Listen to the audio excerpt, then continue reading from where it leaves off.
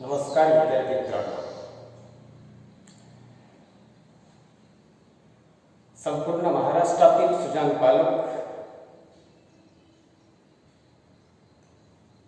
आणि माझ्या प्रिय लाडक्या विद्यार्थी मित्रांनो, आज आपण शैक्षणिक समुपदेशन शिक्षणातील आपला जो प्रवास आहे तो प्रवास कशा प्रकारचा असला पाहिजे या विषयावर चर्चा करणार आहोत. माझ्या तमाम महाराष्ट्रातील सर्व सुजाण पालकांना आणि विद्यार्थ्यांना मी नम्र आवाहन करतो की या व्हिडिओच्या माध्यमातून मी अशा काही टिप्स तुमच्या समोर पोहोचवणार आहे की ह्या टिप्स ऐकल्याच्या नंतर खरोखरच आपल्या पाल्याची वास्तविक परिस्थिती काय आहे याची जाण मात्र माझ्या सर्व सुजाण पालकांना होणार आहे. आजचा हा व्हिडिओ तयार करण्याच्या पाठीमागचं सर्वात महत्त्वाचं कारण असं आहे की अशा प्रकारचे शैक्षणिक समुपदेशनाचे कार्यक्रम मी आतापर्यंत शेकडो प्रमाणामध्ये घेतलेले आहेत. अनेक विद्यार्थ्यांना वैयक्तिक शैक्षणिक समुपदेशन असेल किंवा समोर बसलेल्या हजारो पालकांना आणि विद्यार्थ्यांना केलेलं शैक्षणिक समुपदेशन असेल. ही थोडीशी वेगळी बाब आहे आणि ती नेहमीची आणि नित्याची होती. परंतु आज घरी बसून असलेल्या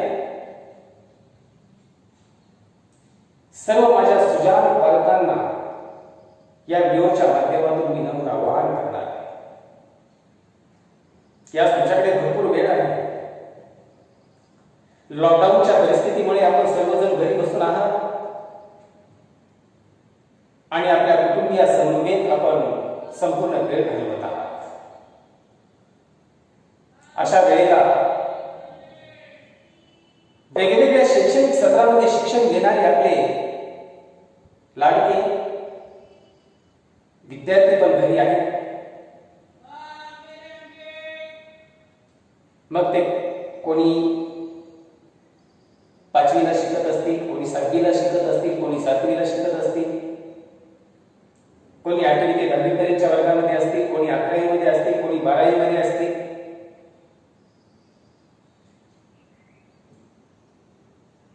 परंतु ते शिक्षण घेत आहे आणि त्यांचा शैक्षणिक प्रवास सुरू आहे हे मात्र नक्की आहे.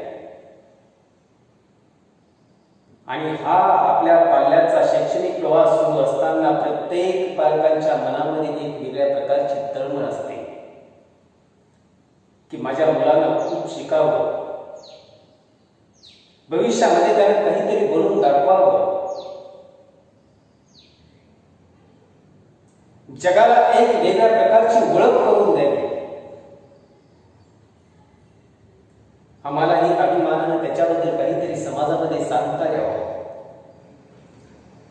अशा प्रकारची प्रत्येक पालकांची आई वडिलांची तीव्र इच्छा असते.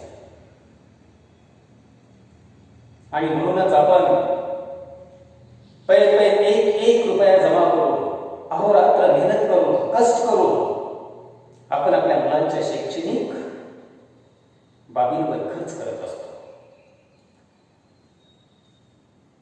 शिक्षणाच्या बाबतीमध्ये आवश्यक असणारी साधन सामग्री कधीही त्याला कमी पडणार नाही याची काळजी घेत असतो. आणि हे करण्याचं सर्वात महत्वाचं कारण काय? तर याचा सर्वात महत्वाचा उद्देशच हा असतो की माझ्या बालकाचं, माझ्या पाल्याचं भविष्य हे उज्ज्वल बनावं.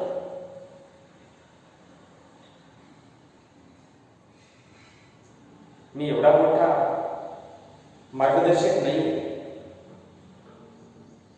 परंतु वेळोवेळी काही ठिकाणी ग्रामीण भागामध्ये जे विद्यार्थी खरोखर योग्य माहितीपासून वंचित राहिलेले आहेत, अज्ञानाच्या खाईमध्ये लटपट पडलेले आहेत,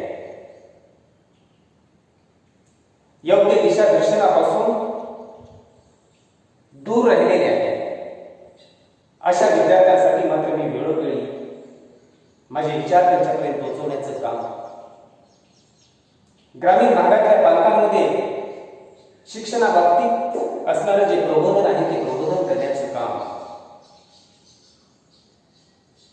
जे विद्यार्थी 12वी सायन्स मध्ये शिकतात त्या विद्यार्थ्यांना 12वी सायन्स नंतर असणाऱ्या वेगवेगळ्या प्रकारच्या वाटा, त्याबद्दलचे विचार, त्याबद्दलचं एक प्रभावी मार्गदर्शन हे मी करत आलेलो आहे आणि करतो आहे. आणि वेळोवेळी ज्या ज्या वेळेला मी हे सर्व करतोय त्या त्या वेळेला मला पालकांनी आणि विद्यार्थ्यांनी भरभरून प्रतिसाद दिलेला आहे. आणि म्हणूनच की काय माझ्यामध्ये एक अंतर प्रेरणा निर्माण झालेली आहे की वेळोवेळी आपण काहीतरी या शिक्षण प्रवाहातील विद्यार्थ्यांना आणि आपल्या पाल्याबद्दल तळमळ असणाऱ्या पालकांना आपण समुपदेशन केलं पाहिजे. आपल्या पाल्याच्या शैक्षणिक प्रवासाला सुरुवात अगदी वयाच्या 5व्या वर्षापासून होते. अहो, ज्यावेळेस त्या नादान बालकाला पाटी आणि पेन्सिलची माहिती नसते, ह्या दोन वस्तू काय याबद्दल तो 100% अज्ञानी असतो. अशा वेळेला आपण हातामध्ये पाटी आणि पेन्सिल देतो, जबरदस्तीने त्याच्या हाताला धरतो आणि शाळेमध्ये नेऊन सोडतो. हीच ती वेळ असते, हीच ती वेळ असते की त्या दिवसापासून आपण आपल्या पाल्याबद्दल स्वप्न पाहायला सुरुवात करत असतो. आणि हळूहळू आपण आपल्या पाल्याच्या शैक्षणिक प्रवासाला सुरुवात करून देतो. एक वर्ष करत करत करत करत करत तो पुढे निघून जातो. शैक्षणिक प्रवासातून निरंतरता टिकवून ठेवण्यासाठी आम्ही त्याच्यावर लक्ष केंद्रित करतो, गुरुजनांचं मार्गदर्शन घेतो आणि वेळोवेळी त्याला एक प्रोत्साहन देऊन पुढे ढकलण्याचा प्रयत्न करतो. आणि त्याचा हा शैक्षणिक प्रवास जसा जसा पुढे जातो तो एक वर्ष पास होत होत होत होत जसं 10वीच्या वर्षापर्यंत जाऊन पोहोचतो. त्यावेळेला मात्र माझ्या तमाम महाराष्ट्रातील सर्व पालक ज्यांचे विद्यार्थी 10वीमध्ये आहेत त्या सर्वांच्या डोक्यामध्ये एक प्रश्न तयार होतो की आता पुढे काय, की आता पुढे काय, हा प्रश्न निर्माण होतो. आणि या प्रश्नाचं उत्तर शोधण्यासाठी घरामध्ये चर्चेला सुरुवात होते, घरामध्ये चर्चेला प्रारंभ होतो.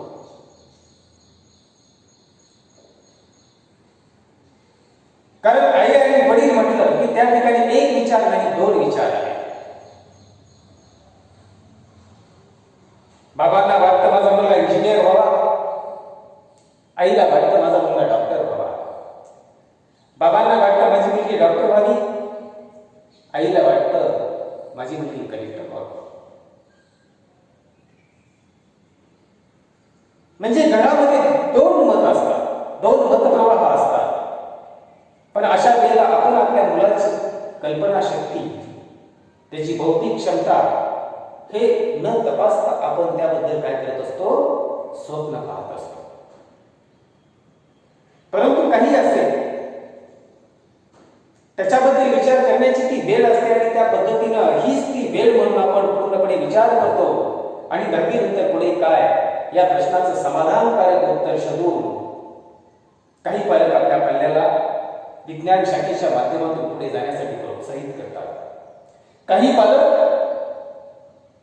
11वी सायन्सच्या माध्यमातून आपल्या पाल्याला आर्ट शाखेच्या माध्यमातून पुढे जाण्यासाठी प्रोत्साहित करतात. काही पालक कॉमर्स शाखेच्या माध्यमातून पुढे जाण्यासाठी प्रोत्साहित करतात.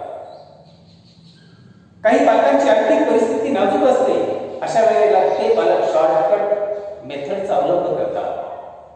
10वी नंतर डिप्लोमा सारखे कोर्सेस असतील, ITI सारखे कोर्सेस असतील, 1 वर्षाचे 2 वर्षाचे BA सारखे कोर्सेस असतील,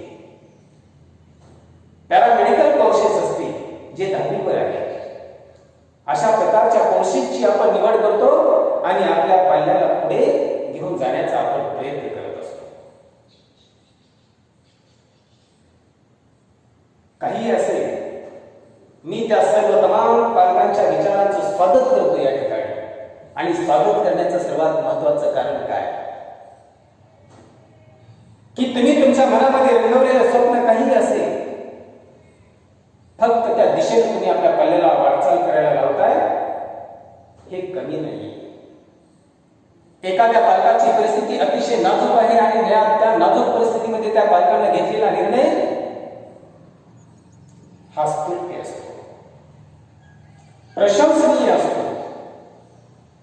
अहो, आम्ही पाहतोय दिवस रात्र कष्ट करणारे पालक आहेत, दिवसभर मजुरी करतात, 300 रुपये हजेरी कमवतात आणि ते आपल्या पाल्याच्या शिक्षणावर खर्च करतात.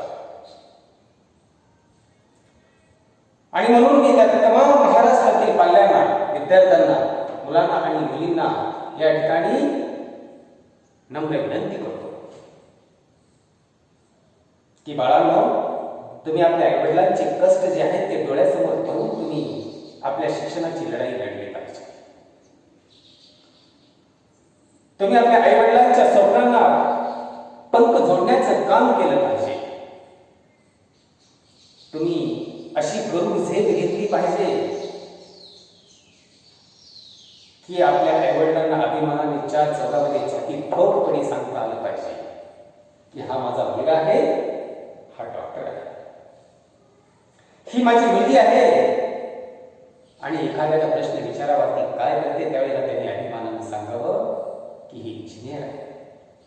बाळांनो, यापेक्षा दुसरं त्या पालकांना काही लागत नाही. त्यांना एवढं जरी सांगण्यापुरतं तुम्ही काही करून दाखवलं तर ते जीवनामध्ये जेवढं जगणार आहे त्यापेक्षा जास्त 100% जगण्याचा आनंद घेते. सोनेरी दिवस त्यांच्या जीवनामध्ये येते.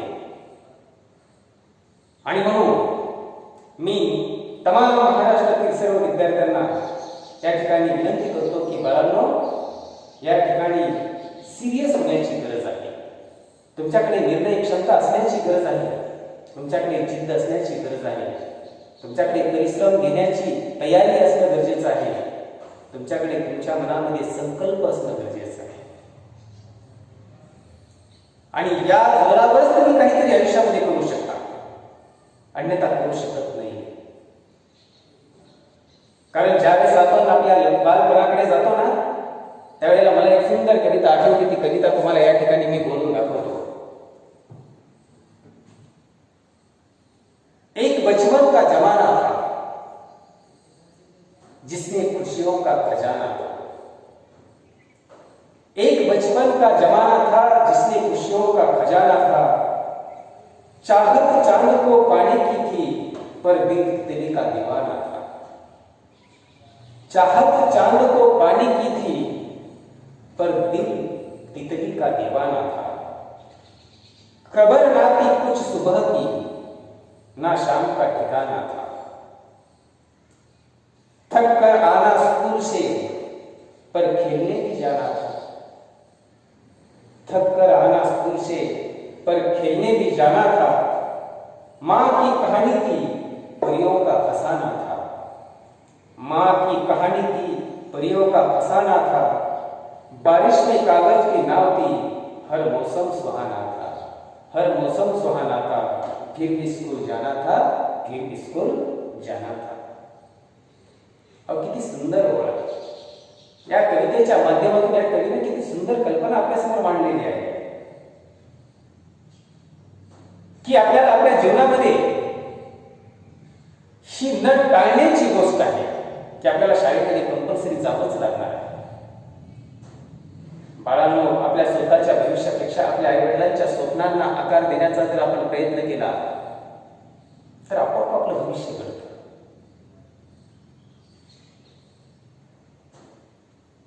पण 10वी पर्यंतच्या वयामध्ये निर्णय घेण्याची क्षमता आपल्याकडे कमी असते.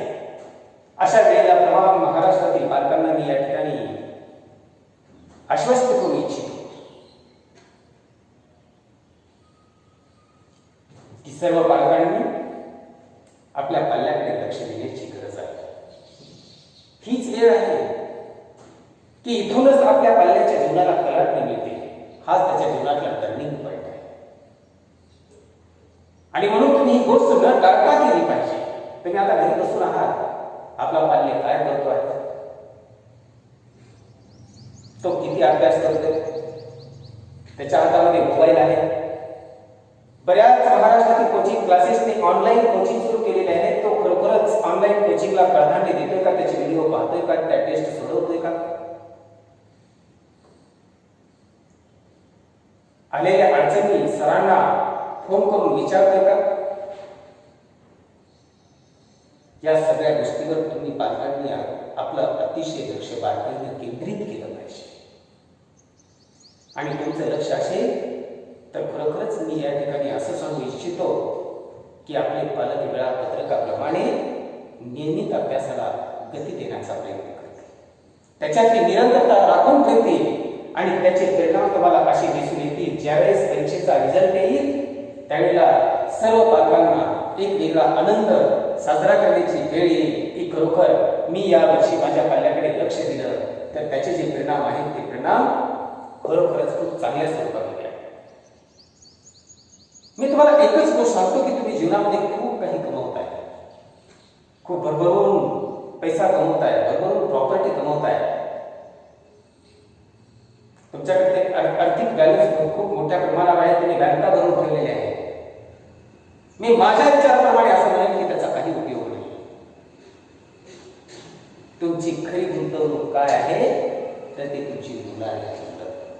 मुलांना योग्य दिशा देणं, मुलांना योग्य शिक्षण देणं, मुलांना योग्य ध्येयापर्यंत पोहोचवणं आणि त्यांना भविष्यामध्ये आयुष्यामध्ये काहीतरी घडवणं, निर्माण करणं ही आपल्या आयुष्याची सर्वात मोठी गुंतवणूक आहे. ही माझ्या तमाम महाराष्ट्रातील पालकांनी कधीही विसरता कामा नये. ही गोष्ट तुम्ही प्रकर्षानं लक्षात ठेवली पाहिजे. आपण छोट्या छोट्या गोष्टीवरून संघर्ष करतो. आपण मुलाच्या शिक्षणावर खर्च करण्यासाठी ज्या ठिकाणी योग्य वेळी योग्य खर्च करायची वेळ येते त्यावेळेला आपण तो खर्च न करता इतरत्र ठिकाणी खर्च करण्याची आपली तयारी करतो. आणि म्हणेल की त्या पालकांसाठी ही गोष्ट अतिशय धोक्याची आहे, धोक्याची घंटा आहे, चुकीची आहे. ज्या वेळेला ज्या गोष्टी करायला पाहिजे त्यावेळेला ती गोष्ट झाली तर त्याचे मिळणारे परिणाम हे खूप चांगले असतात, एवढं लक्षात ठेवा. आपण त्यावेळेला ती गोष्ट केली पाहिजे. प्रत्येकाची इच्छा वेगळी असते. एखाद्या विद्यार्थ्याला मेडिकल क्षेत्रामध्ये करिअर करून डॉक्टर बनण्याची इच्छा असते, एखाद्या विद्यार्थ्याला इंजिनिअरिंग क्षेत्रामध्ये करिअर करण्याची इच्छा असते, एखाद्या विद्यार्थ्याला ऍग्रिकल्चर क्षेत्रामध्ये इच्छा असते, एखाद्या विद्यार्थ्याला भविष्यामध्ये आर्किटेक्चर क्षेत्रामध्ये जाण्याची इच्छा असते, एखाद्या विद्यार्थ्याला तहसीलदार होण्याची इच्छा आहे, एखाद्या विद्यार्थ्याला क्लासरूम ऑफिसर कलेक्टर होण्याची इच्छा आहे, एखाद्या विद्यार्थ्याला IAS ऑफिसर IPS अधिकारी होण्याची इच्छा आहे.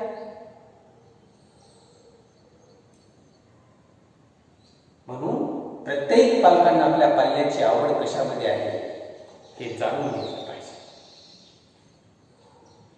आणि आपल्या पाल्याची आवड ज्या क्षेत्रामध्ये आहे त्या क्षेत्रामध्ये त्याला प्रोत्साहन देण्याचं काम तुम्ही केलं पाहिजे. कारण आजकाल बरेच पालक काय करतायत की आपलं माझं स्वप्न साकार करायचं आहे, माझ्या मुलाला डॉक्टर बनवायचं आहे म्हणून त्याच्यावर जबरदस्तीने लादण्याचा प्रयत्न केला जातो. हे लादू नका. हे ओझं त्याला कधीही सहन होणार नाही आणि हे ओझं त्याला सहन नाही झालं तर तुमच्या स्वप्नांना खीळ बसल्याशिवाय होणार नाही. आपल्या पाल्याची आवड कोणत्या क्षेत्रामध्ये आहे हे अगोदर जाणून घ्या आणि त्याच्यानुसार त्याला पुढे घेऊन जाण्याचा प्रयत्न करा. नक्कीच तो जीवनामध्ये काहीतरी तुम्हाला वेगळं करून दाखवल्याशिवाय होणार.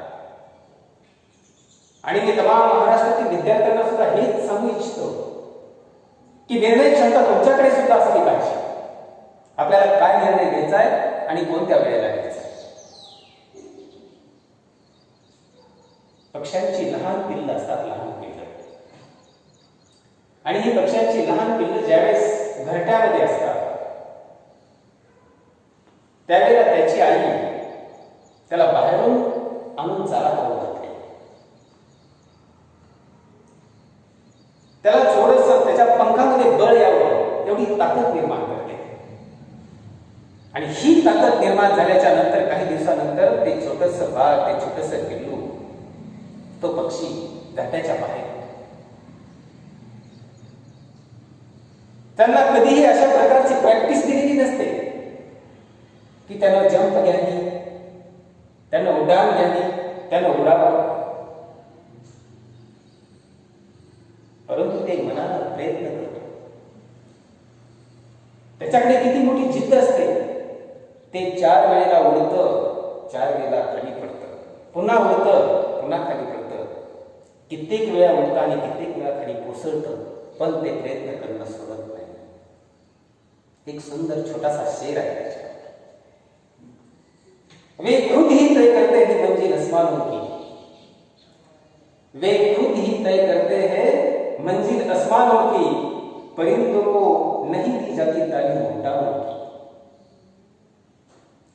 रखते हैं जो हौसला आसमान छूने का, रखते हैं जो हौसला आसमान छूने का, उनको नहीं परवाह कभी गिर जाने की, उनको नहीं परवाह कभी गिर जाने की. ज्यांना आकाशामध्ये झेप घेऊन आपल्या ध्येयापर्यंत पोहोचायचंय, त्यांना परत जमिनीवर पडण्याची कधीही तमा नसते. ते कधीही त्या गोष्टीची काळजी करत नाही. एकदा आपण निर्णय घेतला तर त्या निर्णयानुसार पुढे जाण्याची क्षमता, पुढे जाण्याची जिद्द आपल्या मनामध्ये आपण निर्माण करून निघालो ना, तर आपण मागे वळून नाही पाहिलं पाहिजे.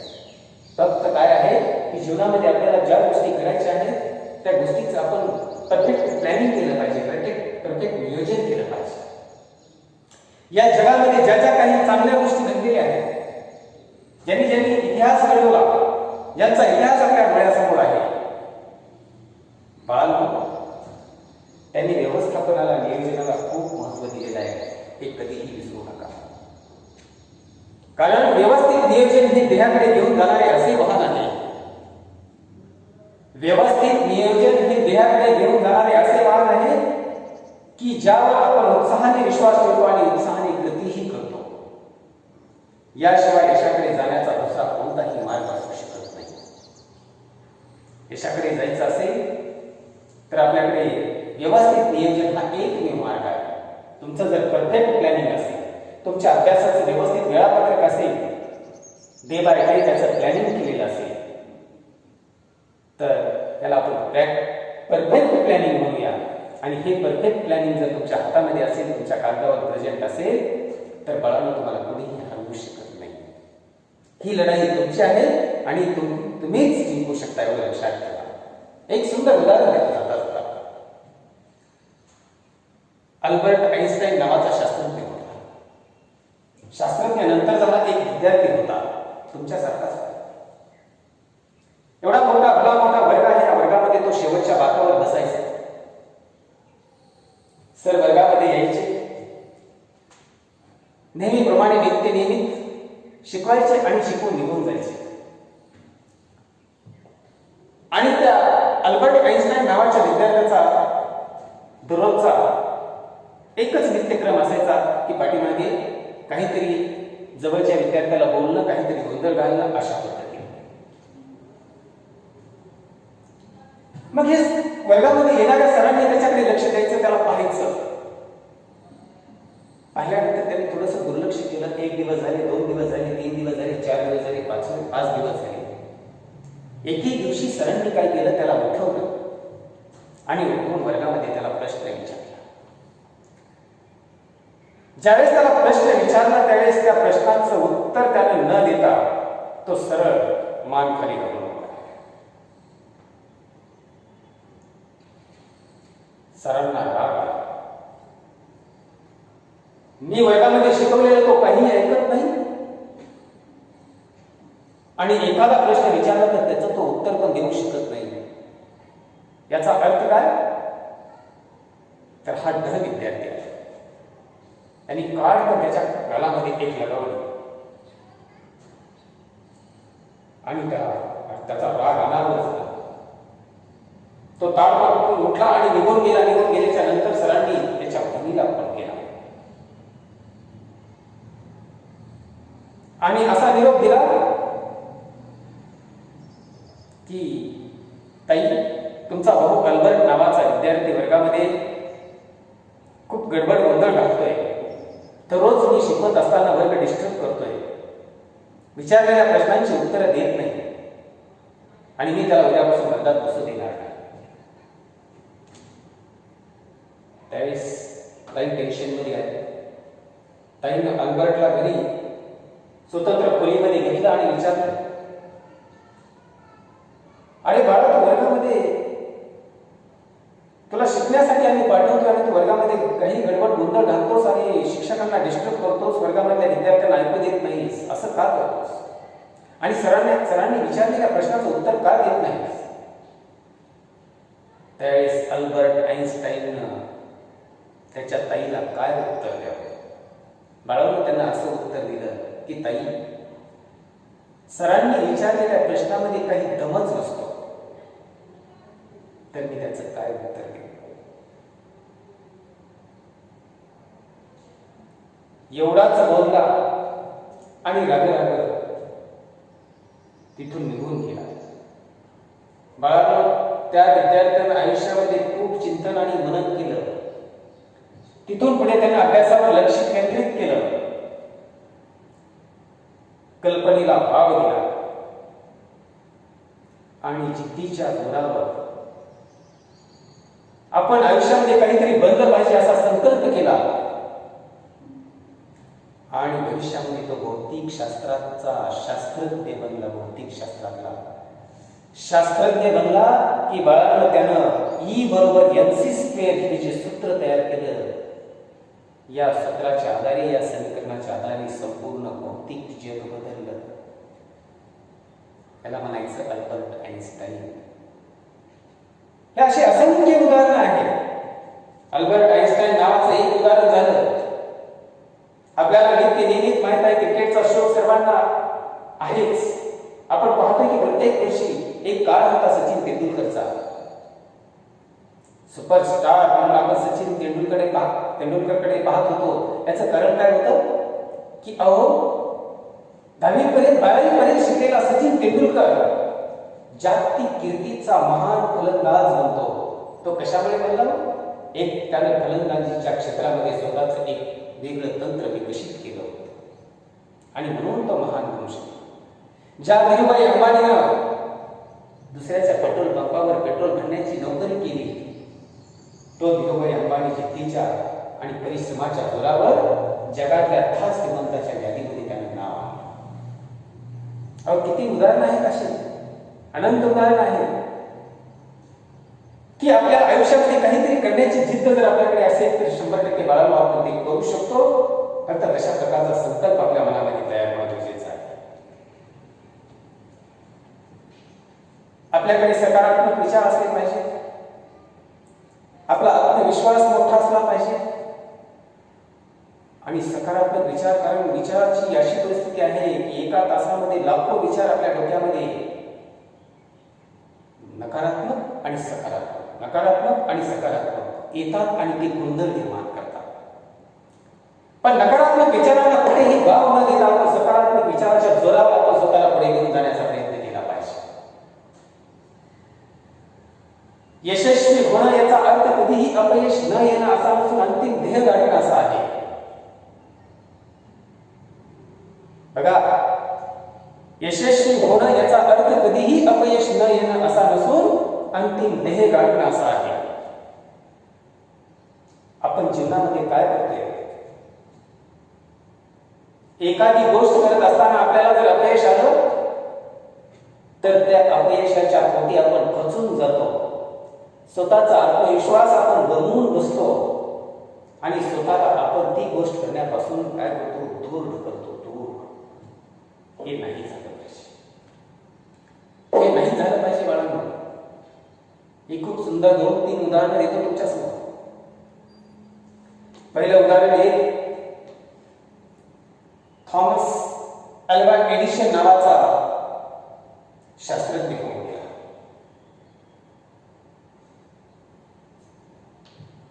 ज्यानं आपल्याला एक प्रकाश देणारा बल्ब आहे, बल्ब याच्यातील टंगस्टनची तार असते.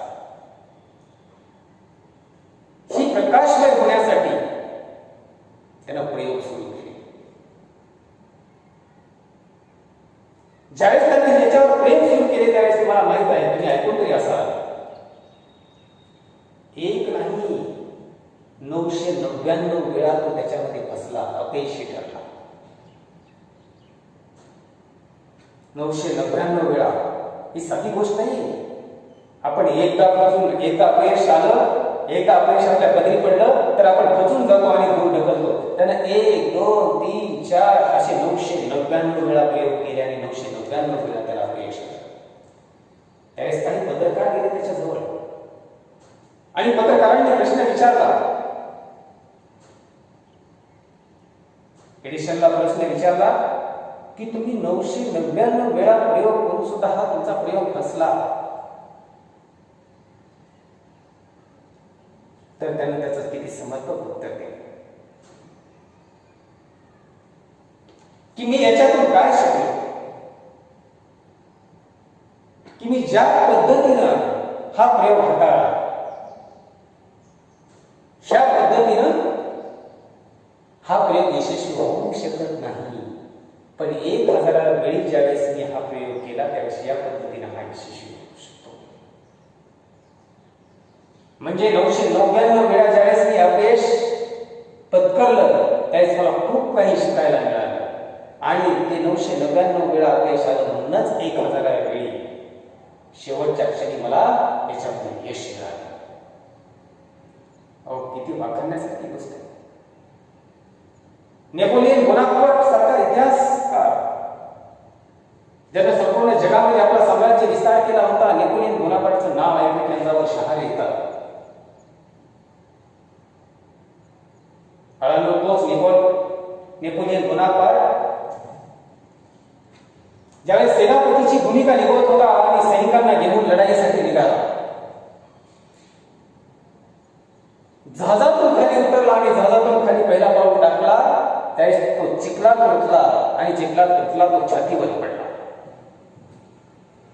त्यावेळेस त्याच्या बरोबर असणाऱ्या लाखो सैनिकांनी एक विचार केला की आपला सेनापती छातीवर पडला म्हणजे आपल्याला या लढाईमध्ये 100% अपयश येणार.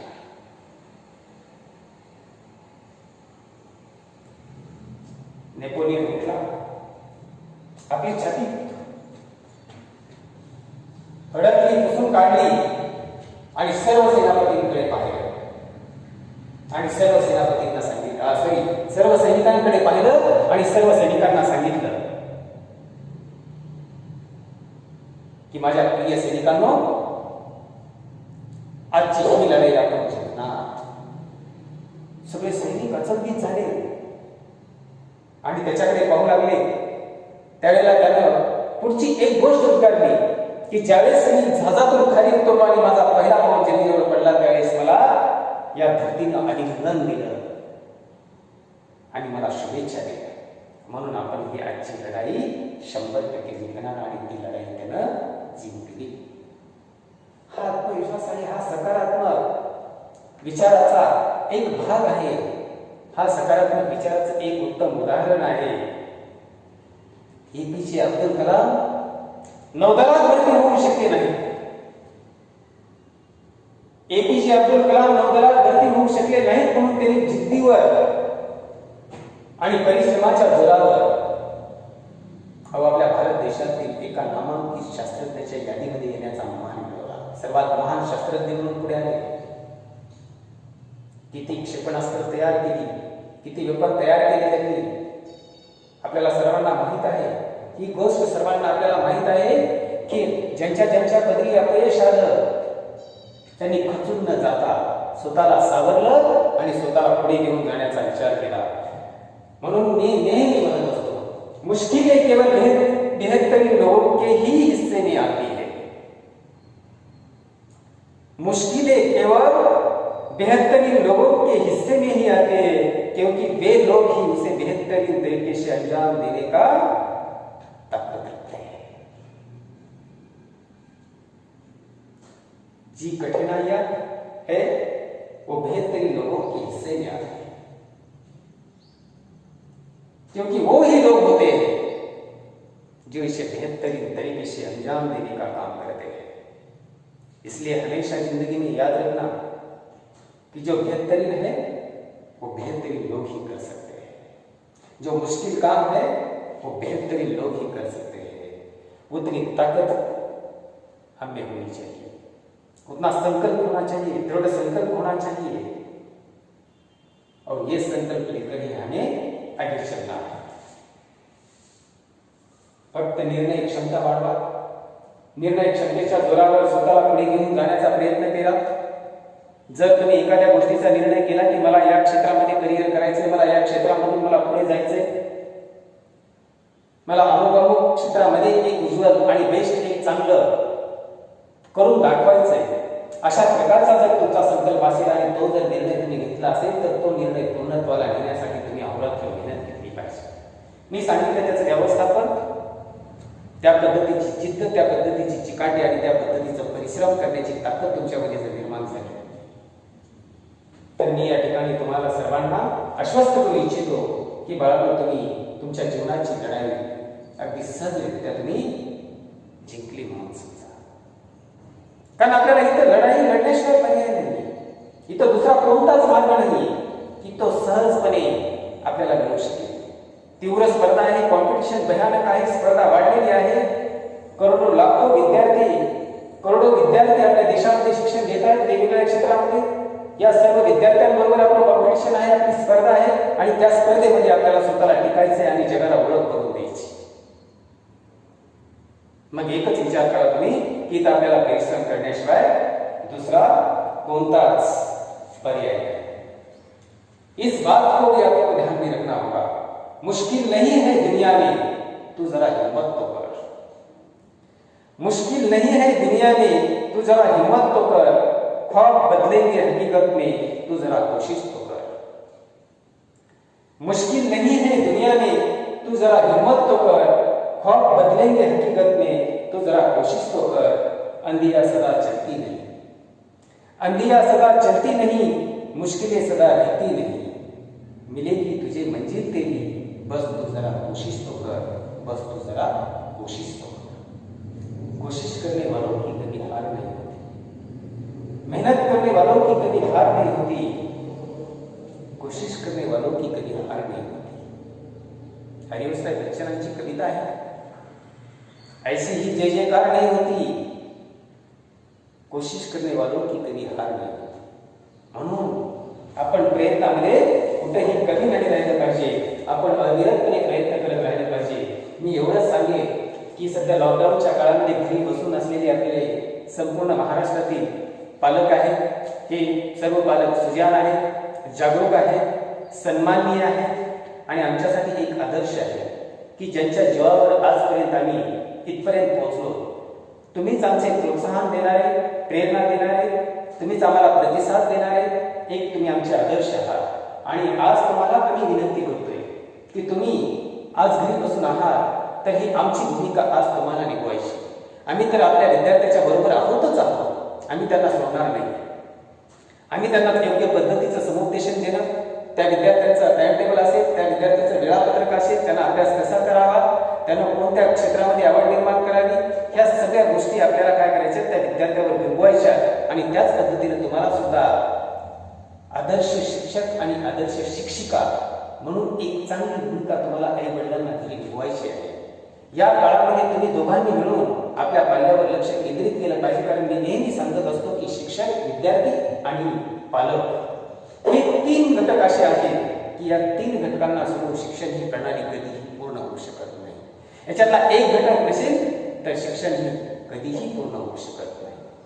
आणि म्हणून तुम्हाला तुमच्या पाल्याला भविष्यामध्ये शिखरावर पोहोचलेलं पाहायचं असेल, त्याला त्याच्या ध्येयापर्यंत पोहोचलेलं पाहायचं असेल तर तुम्ही आज हीच ती वेळ आहे की तुम्ही सर्वांनी अतिशय लक्ष केंद्रित करून व्यवस्थितपणे ज्या ज्या ठिकाणी लागेल आमचं सहकार्य देऊन आपल्या पाल्याला व्यवस्थितपणे दिशा देण्याचं काम आणि त्याला नेहमी त्या प्रवाहामध्ये ठेवण्याचं काम तुम्ही हे अनमोल काम स्वीकारलं पाहिजे, केलं पाहिजे असं नम्र आवाहन मी तमाम महाराष्ट्रातील सर्व पालकांना या ठिकाणी या व्हिडिओच्या माध्यमातून करतो. शेवटी एकच आई वडिलांच्या बाबतीमध्ये एकच ओळख, एक छोटीशी कविता आहे. एका कवीनं खूप सुंदर कविता तयार केलेली आहे. ती कविता तुम्हाला सर्वांना ऐकल्यानंतर खरोखरच वाटेल की ह्या छोट्या बाळांचं, माझ्या प्रिय लाडक्या विद्यार्थ्यांचं जीवन काय असतं, की आई वडिलांची भूमिका किती महत्वाची असते. एक गुरु एका बाजूला तर दुसऱ्या बाजूला आई वडील ही गुरुंचीच भूमिका निभवत असतात. आणि म्हणून आई वडिलांची भूमिका आपल्या पाल्याच्या भविष्यामध्ये भविष्य घडविण्यामध्ये किती महत्वाची आहे ही या कवितेच्या माध्यमातून व्यक्त होते. आईने बनवले, आईने बनवले, बाबाने घडवले. आईने शब्दाची ओळख करून दिली, बाबांनी शब्दाचा अर्थ समजावला. आईने शब्दाची ओळख करून दिली, बाबांनी शब्दाचा अर्थ समजवला. आईने विचार दिले, आईने विचार दिले, बाबांनी स्वातंत्र्य दिले. आईने विचार दिले, बाबांनी स्वातंत्र्य दिले. आईने भक्ती शिकवली, आईने भक्ती शिकवली, बाबांनी बुद्धी शिकवली. बाबांनी बुद्धी शिकवली. आईने लढण्यासाठी शक्ती दिली, आईने लढण्यासाठी शक्ती दिली, बाबांनी जिंकण्यासाठी नीती दिली. बाबांनी जिंकण्यासाठी नीती दिली. त्यांच्या परिश्रमामुळेच यश माझ्या हाती आहे, त्यांच्या परिश्रमामुळेच यश माझ्या हाती आहे. म्हणून तर आज माझी संपूर्ण जगामध्ये ओळख आहे. म्हणून तर आज संपूर्ण जगामध्ये माझी ओळख आहे. विद्यार्थी मित्रांनो आणि माझ्या सुजाण पालकांनो, 100% तुम्हाला या व्हिडिओच्या माध्यमातून मी जे काही समुपदेशन केलेलं आहे ते नक्कीच तुम्हाला सर्वांना आवडेल. आवडल्यानंतर या बाबतीमध्ये तुमच्या काही प्रतिक्रिया असतील तर 100% तुम्ही पाठवा. तुम्हाला कुठं काही अडचण वाटत असेल तर नक्की माझ्याकडून तुमच्यासाठी 100% अहोरात्र माझं सहकार्य देण्याची माझी जिद्द आहे. तेवढी अंतःकरणातून मी विद्यार्थ्यांना नेहमी प्रोत्साहित करत असतो, प्रेरणा देत असतो. आणि माझी प्रेरणा घेऊन, आई वडिलांची प्रेरणा घेऊन, आई वडिलांचा आशीर्वाद घेऊन तुम्ही तुमच्या ध्येयापर्यंत पोहोचावं एवढीच ईश्वरचरणी प्रार्थना करतो. आणि एक शेवटच्या क्षणी फक्त एक प्रार्थना करतो, दे सको प्रभु तो इतना दान दो, दे सको प्रभु तो इतना दान दो कि औरों के हित में कुछ करने के लिए कभी कमी न पाओ. दे सको प्रभु तो इतना दान दो कि औरों के हित में कुछ करने के लिए कभी कमी न पाओ, और मात्र अपने लिए कुछ मांगने के लिए तुम्हारे द्वार पर कभी ना हो, तुम्हारे द्वार पर कभी ना हो. धन्यवाद विद्यार्थी मित्रांनो आणि माझ्या सुजाण पालकांना.